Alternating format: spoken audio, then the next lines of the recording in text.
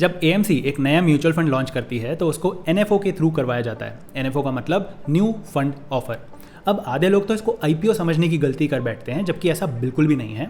और आधे लोगों को मार्केटिंग और एडवर्टाइजिंग कर करके ये विश्वास दिलाया जाता है कि यही वो म्यूचुअल फंड है जो आपकी नैया पार लगाएगा। और अगर आपने इसमें इन्वेस्टमेंट नहीं किया मतलब आपने बहुत बड़ी अपॉर्चुनिटी खो दी। अब आप भूल जाओ अपने इन्वेस्टिंग के ड्रीम्स। और काफ़ी सारे लोग विदाउट रियलाइजिंग कि कंपनी का असली मोटिव क्या है एनएफओ लाने का, एक नया म्यूचुअल फंड निकालने का, उसमें इन्वेस्टमेंट करते हैं।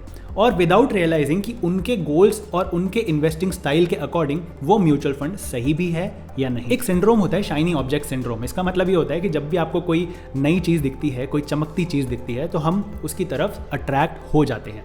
मैं भी हो जाता हूँ, no one is immune to that, but at least मैं ये शाइनी ऑब्जेक्ट सिंड्रोम को अपनी इन्वेस्टिंग की जर्नी में नहीं आने देता। बट ट्रस्ट मी, यही वो सिंड्रोम है जिसकी वजह से काफ़ी लोगों के म्यूचुअल फंड पोर्टफोलियो में एक नहीं, दो नहीं, 20 म्यूचुअल फंड्स, 30 म्यूचुअल फंड्स। किसी का ईमेल आया था, उसके पास 60 म्यूचुअल फंड्स हैं और वो मुझसे पूछ रहे हैं कि मेरा पोर्टफोलियो सही है या नहीं। और मेरा ऑब्जेक्टिव ये नहीं है कि बस आपको पकड़ के इन्वेस्टिंग स्टार्ट करवा दूँ। ऑफकोर्स आपको बहुत जल्दी इन्वेस्टमेंट स्टार्ट कर लेना चाहिए, बट मेरा ऑब्जेक्टिव ये भी है कि जब आप अपनी इन्वेस्टिंग कर रहे हैं तो रात को नींद चैन की आनी चाहिए, ये जान के कि आपके सारे इन्वेस्टिंग डिसीजंस सही हैं और आपके गोल्स मीट होंगे, क्योंकि आपने इनफ पढ़ाई करी है, इनफ रिसर्च करी है उसके टुवर्ड्स। तो आज मैं आपको बताऊंगा कि एएमसीज नए नए म्यूचुअल फंड्स क्यों लॉन्च करती है, उनका क्या ऐसा हिडन मोटिव है जो शायद वो आपको नहीं बता रहे हैं, अगर है तो, और क्या आपको एनएफओ में इन्वेस्ट करना ही चाहिए या नहीं करना चाहिए। So welcome back to the channel, this is money minded Mandeep. Thank you for subscribing and pressing the bell icon. नहीं किया है तो कर लो।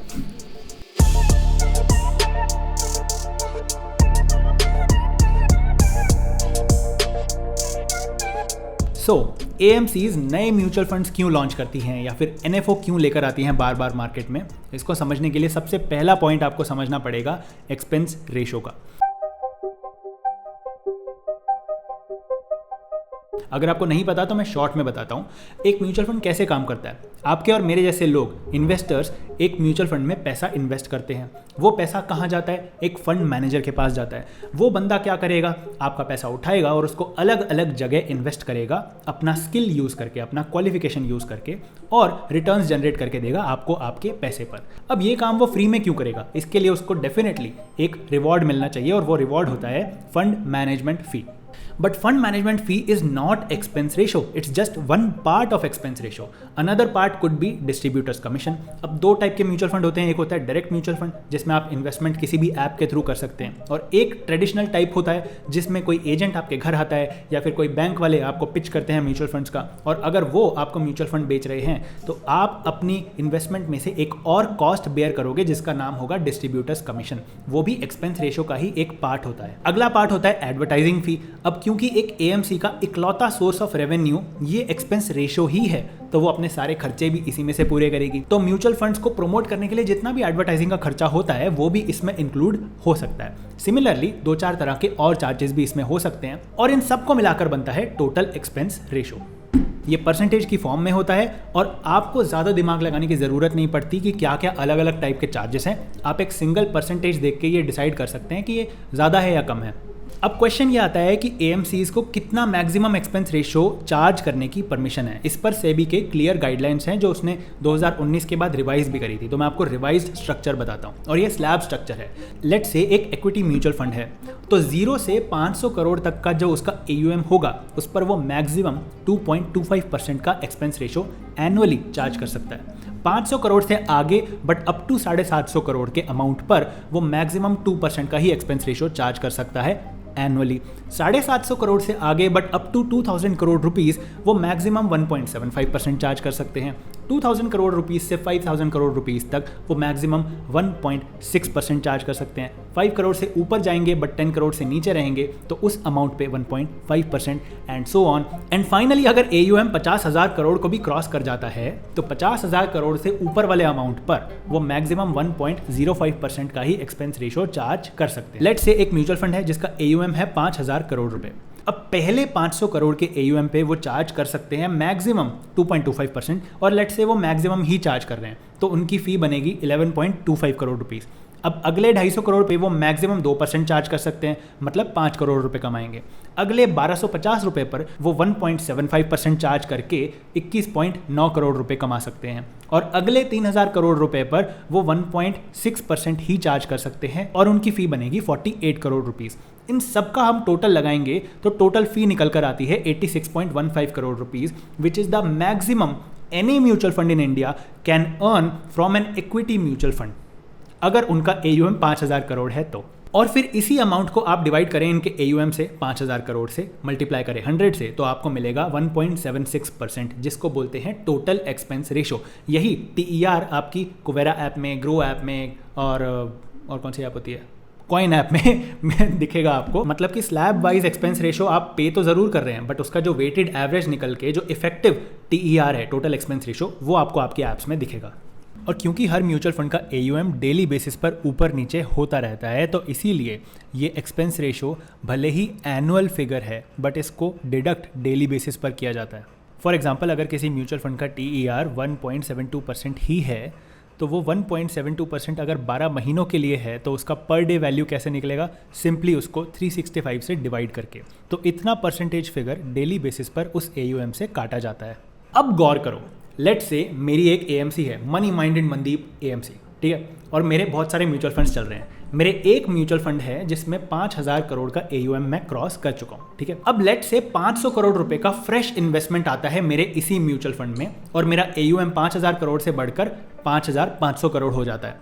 और लेट्स अज्यूम कि मैं हाईएस्ट एक्सपेंस रेशो ही चार्ज कर रहा हूं, तो मैं एडिशनल 500 करोड़ पर 1.5% ही चार्ज कर पाऊंगा, और एडिशनली जो मेरी इनकम होगी वो 7.5 करोड़ से ज़्यादा नहीं हो सकती।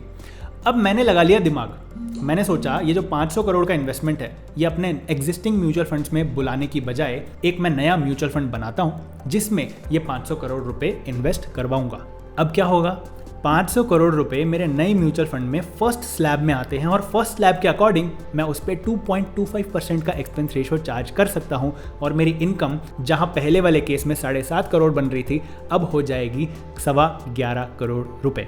अब आई थिंक आपको एक रीज़न समझ आ रहा है कि AMCs नए नए म्यूचुअल फंड्स क्यों लॉन्च करती हैं। मैं ये नहीं कह रहा हूँ कि उनको कमाने नहीं देना चाहिए, बिल्कुल they have the right to make profits. बस मैं आपको ये कह रहा हूँ कि जब हर कोई आपको कहता है कि आपको NFO में इन्वेस्ट करना चाहिए, तो बिना अपनी नीड्स, बिना अपनी गोल्स को एनालाइज किए सिर्फ शाइनी ऑब्जेक्ट सिंड्रोम की वजह से इन्वेस्टमेंट नहीं करना चाहिए। एंड मैंने ये भी असम्पशन लिया है कि AMC highest expense ratio charge कर रही है, but that's usually not the case at least today, क्योंकि कंपटीशन बहुत बढ़ चुका है। अब AMCs को पता है कि अगर उन्होंने अपने म्यूचुअल फंड्स पे हाईएस्ट एक्सपेंस रेशो चार्ज किया तो इन्वेस्टर्स के पास बहुत अल्टरनेटिव्स हैं और वो किसी सस्ते वाले म्यूचुअल फंड में जा सकते हैं। एंड उसमें भी अगर वो म्यूचुअल फंड स्कीम रेगुलर नहीं है, डायरेक्ट स्कीम है, तो एक्सपेंस रेशो काफ़ी कम हो जाता है। फॉर एग्जाम्पल, मेरे जो 2 म्यूचुअल फंड चल रहे हैं उसमें से एक का एक्सपेंस रेशो है 0.4%, दूसरे का है 0.9%, और रिटर्न्स बहुत अच्छे आ रहे हैं। बट ये बात एकदम ट्रू है कि जैसे जैसे म्यूचुअल फंड स्कीम का AUM बढ़ेगा, वैसे वैसे ही फंड हाउस का ज़्यादा कमाने का स्कोप कम होता रहेगा, क्योंकि बढ़ते AUM के साथ उनको एक्सपेंस रेशो कम चार्ज करना पड़ता है। तो ये जानना बहुत ज़रूरी है कि उस AMC ने NFO क्यों निकाला है, नया म्यूचुअल फंड क्यों निकाला है, सिर्फ ज़्यादा पैसा कमाने के लिए, या सच में उनके पास कोई एम्बिशन है और ये mutual fund is going to be the next big deal. Next point बताने से पहले एक छोटी सी रिक्वेस्ट, ये वीडियो आप सबके साथ शेयर मत करना, सिर्फ 2 लोगों के साथ शेयर करो, एक स्टूडेंट के साथ और एक फीमेल के साथ। ये 2 लोग ऐसे हैं जहाँ पर फाइनेंशियल लिटरेसी की थोड़ी कमी है। ये मैं अपने मन से नहीं बोल रहा हूँ, हमारी YouTube एनालिटिक्स में दिखता है कि जो टोटल व्यूअर्स हैं उसका सिर्फ 10% ही फीमेल व्यूअर्स हैं, और 75% हमारी ऑडियंस 25 साल के ऊपर है, यानी स्टूडेंट एज क्रॉस कर चुकी है। और आपको ये पता है कि इन्वेस्टिंग जितना जल्दी करेंगे उतना ज़्यादा बेनिफिशियल है, तो प्लीज़ किसी स्टूडेंट के साथ इसे ज़रूर शेयर करिए। और ये वीडियो के साथ साथ जो भी आप पर्सनल फाइनेंस पे वीडियो देखते हैं, ना सिर्फ मेरा बल्कि बाकी यूट्यूबर्स का, प्लीज़ ऐसे लोगों के साथ शेयर करिए जिनको उसकी सख्त ज़रूरत है। एंड सेकेंडली, अगर आपने अभी तक डीमैट अकाउंट नहीं खुलवाया है, इंडिविजुअल स्टॉक्स कभी खरीद कर नहीं देखे हैं, तो डीमैट अकाउंट का लिंक मैं आपको डिस्क्रिप्शन में दे रहा हूँ, ज़ीरोधा, इंडियाज़ बेस्ट ब्रोकर। अगर आप वो अकाउंट उसी लिंक से खुलवाते हैं तो आप हमें इनडायरेक्टली सपोर्ट करेंगे, बदले में हम आपको कुछ एक्स्ट्रा भी दे रहे हैं। आप हमारी जागरूक इन्वेस्टर कम्युनिटी का पार्ट बन सकते हो, जिसमें हम लाइक माइंडेड लोगों के साथ स्टॉक मार्केट्स पे डिस्कशंस करते रहते हैं। तो डीमैट अकाउंट खुलवाने के बाद आप हमारी ऐप डाउनलोड करेंगे उसी ईमेल आईडी से, तो आपको वो कम्युनिटी ज्वाइन करने का ऑप्शन फ्री ऑफ कॉस्ट मिल जाएगा। The second point is size matters. इसका क्या मतलब हुआ, लेट से एक स्मॉल कैप फंड है, ठीक है, उसमें 5,000 करोड़ का AUM हो चुका है। अब क्योंकि वो by nature small cap fund है तो वो majority stake small cap companies में रखेगा, तो यहाँ पर फंड मैनेजर के पास काफ़ी लिमिटेशंस आ जाते हैं। स्मॉल कैप कंपनीज के जो ट्रेडेबल शेयर्स हैं कई बार उनकी क्वांटिटी बहुत कम होती है और वो बड़ा अमाउंट उसमें इन्वेस्ट नहीं कर पाते। अगर वो 5,000 करोड़ में से सिर्फ 100 करोड़ ही किसी एक स्मॉल कैप कंपनी में इन्वेस्ट कर पा रहे हैं, ये जानते हुए कि ये बहुत स्ट्रांग कंपनी है, पैसा डबल करके देगी बहुत ही छोटे पीरियड में, तब भी वो उसके 100 करोड़ से ज़्यादा के शेयर खरीद ही नहीं पा रहे हैं, तो वो 100 करोड़ का इन्वेस्टमेंट हो सकता है डबल होकर 200 करोड़ हो जाए। कहने को तो उनके एक स्टॉक ने पैसा डबल किया, बट जो उनका टोटल प्रॉफिट है वो 200 करोड़ रुपए है और फंड का साइज है 5,000 करोड़ रुपए, तो 200 करोड़ 5,000 करोड़ रुपए पर सिर्फ 4% रिटर्न बनता है। कहने का मतलब सिंपल है, अगर एक स्मॉल कैप फंड का साइज बहुत बड़ा हो चुका है तो उसके अच्छे रिटर्न्स जनरेट करने की प्रोबेबिलिटी घट चुकी है। सिमिलरली अगर कोई लार्ज कैप या मल्टी कैप फंड है तो मे बी वो 10,000 करोड़, 15,000 करोड़, 20,000 करोड़ तक भी अच्छे रिटर्न्स जनरेट करके दे सकता है, क्योंकि लार्ज कैप कंपनीज में आप 100 करोड़ की बजाय हो सकता है 1,000 करोड़ का इन्वेस्टमेंट ईजिली कर सकते हैं, उसमें इनफ लिक्विडिटी है।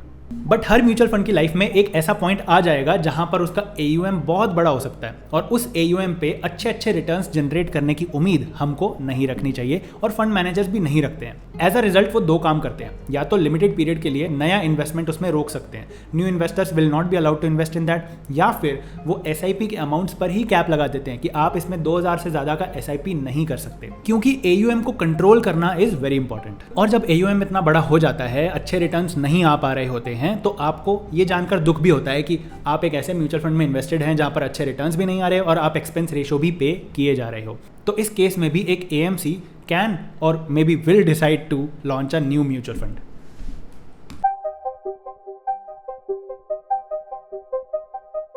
Another reason to launch a new mutual fund is to hide bad performance. Let's say मेरी मनी माइंडेड मनदीप नाम की AMC है और मेरे 5-6 म्यूचुअल फंड्स चल रहे हैं और वो बहुत ही बेकार परफॉर्म कर रहे हैं, एटलीस्ट लास्ट 3-4 साल में उन्होंने बहुत बेकार परफॉर्म किया है। And while it's not the right approach to just look at the past performance and invest in that mutual fund, but sadly बहुत सारे लोग यही करते हैं, पास्ट परफॉर्मेंस देखते हैं और म्यूचुअल फंड में इन्वेस्टमेंट करते हैं। तो मुझे अब इस बात का डर है, क्योंकि मेरा पास्ट रिकॉर्ड अच्छा नहीं दिख रहा है तो नया इन्वेस्टमेंट मेरी तरफ नहीं आएगा, तो मैं एक NFO लॉन्च करता हूँ, यानी एक नया म्यूचुअल फंड लेकर आता हूँ और लोगों को ये विश्वास दिलाता हूँ कि this is the next big deal, इसमें तो इन्वेस्टमेंट करना चाहिए, ये अपॉर्चुनिटी आपको मिस नहीं करनी चाहिए।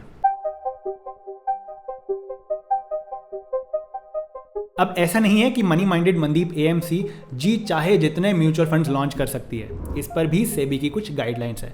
सेबी ने यह कहा है कि ज़्यादा से ज़्यादा 36 म्यूचुअल फंड्स की कैटेगरीज ही हो सकती हैं, उससे ज़्यादा कैटेगरीज के म्यूचुअल फंड्स आप लॉन्च नहीं कर सकते। एक कैटेगरी हो गई लार्ज कैप, दूसरी हो गई मिड कैप, तीसरी हो गई स्मॉल कैप, चौथी can be large plus mid cap, पांचवी can be large plus small cap, छठी can be mid plus small cap, and you see where I am going. और सेबी ने साथ में यह भी कहा है कि एक कैटेगरी में आप एक से ज्यादा म्यूचुअल फंड नहीं बना सकते। मतलब अगर मेरी AMC है और मेरा एक लार्ज कैप म्यूचुअल फंड चल रहा है तो मैं एक दूसरा लार्ज कैप म्यूचुअल फंड नहीं स्टार्ट कर सकता। बट एक कैटेगरी ऐसी है आउट ऑफ 36 जिसका नाम है थीमैटिक म्यूचुअल फंड। अब थीमैटिक म्यूचुअल फंड के अंडर आप अलग अलग म्यूचुअल फंड्स बना सकते हो, क्योंकि एक से ज्यादा थीम्स होनी बिल्कुल अलाउड है। तो अब हर मेजर AMCs के पास 36 में से 35 कैटेगरी के म्यूचुअल फंड्स तो फिक्स हो गए, वो उससे ज़्यादा नहीं लॉन्च कर सकते। बट जो ये कैटेगरी है थीमैटिक वाली, इसके अंडर वो मल्टीपल म्यूचुअल फंड्स लॉन्च कर सकते हैं। फॉर एग्जांपल एक ESG म्यूचुअल फंड हो सकता है, या फिर एक और म्यूचुअल फंड जो सिर्फ हाउसिंग स्टॉक्स में इन्वेस्ट करता है। अगेन मैं ये नहीं कह रहा हूँ कि इन थीम्स में म्यूचुअल फंड्स लॉन्च उनको नहीं करने चाहिए, मैं बस ये कह रहा हूँ कि म्यूचुअल फंड लॉन्च करने के पीछे ऑब्जेक्टिव क्या है उस पर्टिकुलर कंपनी का। क्या वो सिर्फ एक्सपेंस रेशियो की इनकम को इंक्रीज करने के लिए एक नया म्यूचुअल फंड लेकर आ रहे हैं, या फिर उन्होंने अपनी रिसर्च लगा के एक बहुत अच्छी थीम आइडेंटिफाई की है जो उनको लगता है अगले 10, 15, 20 सालों में बहुत अच्छे रिटर्न्स कमा के देगी, एंड दैट्स वाई ये म्यूचुअल फंड्स उनके लिए लॉन्च करना काफ़ी ज़रूरी है। तो ये कुछ रीजंस थे जो शायद आपको अपफ्रंट कोई कंपनी नहीं बताएगी, कोई एजेंट नहीं बताएगा जब NFO लॉन्च किया जाता है। और अब आपको कंक्लूजन अपने लिए निकालना है कि क्या आपको एक पर्टिकुलर NFO या फिर नए नए म्यूचुअल फंड में इन्वेस्टमेंट करना चाहिए कि नहीं करना चाहिए, और उसके लिए मैं कुछ पॉइंट से आपकी हेल्प करता हूँ। सबसे पहला point, NFO is not IPO। इसको IPO की तरह ट्रीट करना प्लीज बंद करिए अगर आप ऑलरेडी कर रहे थे तो। अगर आपने NFO में सब्सक्राइब नहीं भी किया है, उसके 2-4 महीने बाद भी आप उस म्यूचुअल फंड में इन्वेस्टमेंट करते हैं तो उसमें कोई भी चीज़ ऐसी नहीं है जो आपने मिस कर दी। सेकंड पॉइंट, अगर वो नया म्यूचुअल फंड या फिर वो NFO आपके गोल्स और नीड्स के साथ अलाइन हो रहा है तो बिल्कुल इन्वेस्ट किया जा सकता है। बट देन थर्ड पॉइंट ये कहता है कि धरती पे जितने भी म्यूचुअल फंड्स अभी अवेलेबल हैं, मेरे और प्रॉबेबली आपके जितने भी नीड्स हैं, आपके जितने भी गोल्स हैं, वो उन्हीं म्यूचुअल फंड से फुलफिल किए जा सकते हैं। तो नए म्यूचुअल फंड को बहुत मेहनत करनी पड़ेगी हम लोगों को ये कन्विंस करने के लिए कि हमें उनकी क्यों ज़रूरत है। And please keep this in mind कि अगर वो एक नया म्यूचुअल फंड है तो इस बात पे भरोसा करना थोड़ा मुश्किल होगा कि वो फ्यूचर में कैसे रिटर्न्स देगा, क्योंकि उसका कोई भी ट्रैक रिकॉर्ड हमारे पास नहीं है। वैसे अगर आप शाइनी ऑब्जेक्ट सिंड्रोम से परेशान हैं, मतलब आपके बहुत सारे म्यूचुअल फंड्स हो चुके हैं और अब इसको सुधारना कैसे है वो जानना चाहते हो, तो प्लीज़ कमेंट में बताना, इस पर मैं एक वीडियो प्लान कर सकता हूँ, कर ही दूंगा अगर आप चाहते हो तो ये कुछ रीजंस हैं जिसकी वजह से AMC एक नया म्यूचुअल फंड लॉन्च करती है, NFO लॉन्च करती है। बट आपको उसमें इन्वेस्ट करना है या नहीं करना है वो आपका डिसीजन होना चाहिए। मैं बस आपको ये बताना चाहता हूँ कि शाइनी ऑब्जेक्ट सिंड्रोम से आपको दूर रहना है और हर चमकती चीज सोना नहीं होती। दैट डजंट मीन कि वो म्यूचुअल फंड बेकार है, दैट जस्ट सिंपली मीन्स आपकी अपनी नीड्स, अपने गोल्स, अपनी रिक्वायरमेंट के अकॉर्डिंग ही आपको उसमें इन्वेस्टमेंट करना चाहिए। तो आई होप आप मेरी बात पे गौर करेंगे, सीधा जाकर म्यूचुअल फंड नहीं खरीदेंगे, पहले अपनी रिसर्च करेंगे, रिसर्च अच्छी कैसे करते हैं उसको सीखेंगे और उसके बाद अच्छे डिसीजंस लेंगे।